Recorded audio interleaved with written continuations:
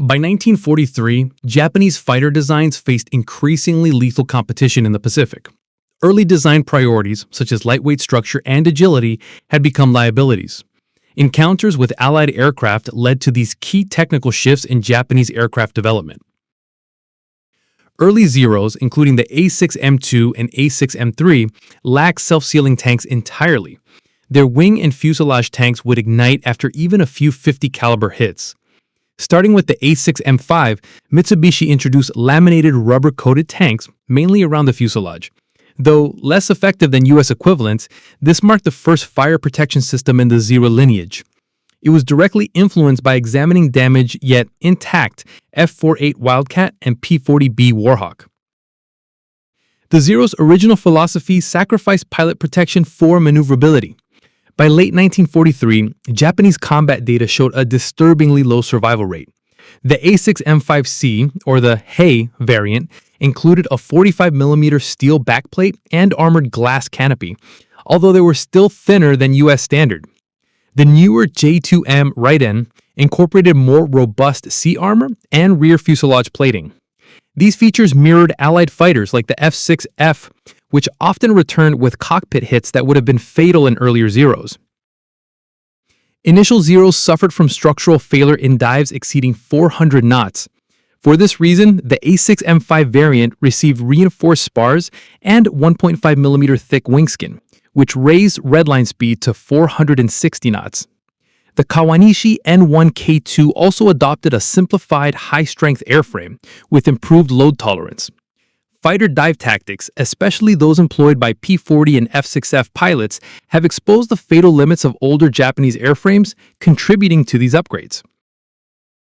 When facing bombers like the B-17 and B-24, light machine guns of early Japanese fighters were insufficient. The A6M5C added two 13.2mm Type 3 heavy machine guns alongside its two Type 99 20mm cannons. The Raiden and N1K2 carried four Type 99 Model 2 20mm cannons with improved ammunition feed systems.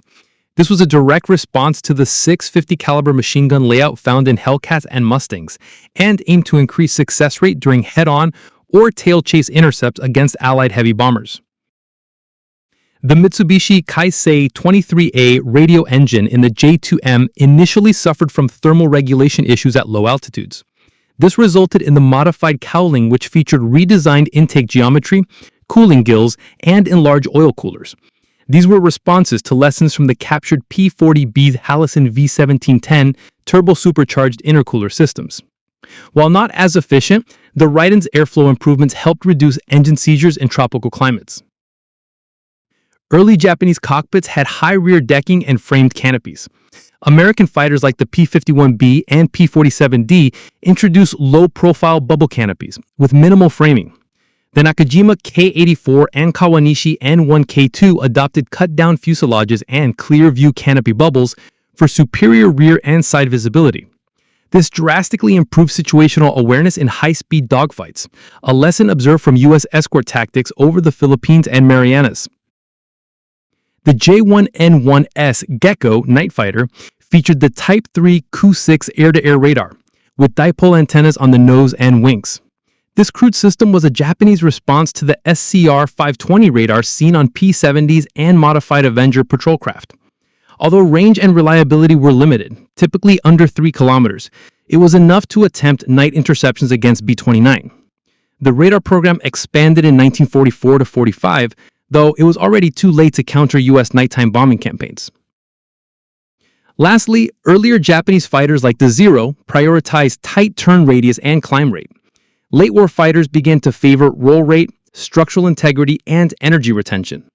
The J2M Raiden was built with a short, reinforced frame and high wind loading, sacrificing turn performance for high-speed climb and diving capability. The N1K2 Shiden was simplified from the N1K1 to reduce maintenance and improve durability, adopting inline shock absorbers, redesigned gear struts, and better roll authority. Both designs emerged as direct answers to encounters with robust U.S. aircraft that outlasted and outgunned earlier Japanese models. From fuel protection to airframe reinforcement, many of Imperial Japan's late war fighter improvements can be traced to direct encounters with U.S. aircraft. The combination of captured wrecks, intelligence data, combat analysis, and changing battlefield needs pushed Japanese aviation from light, maneuverable airframes towards heavier, more survivable platforms.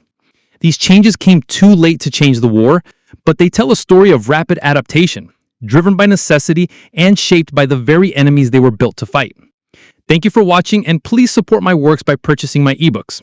You can find the links in my bio description or by searching for Adrian Langsford on Amazon.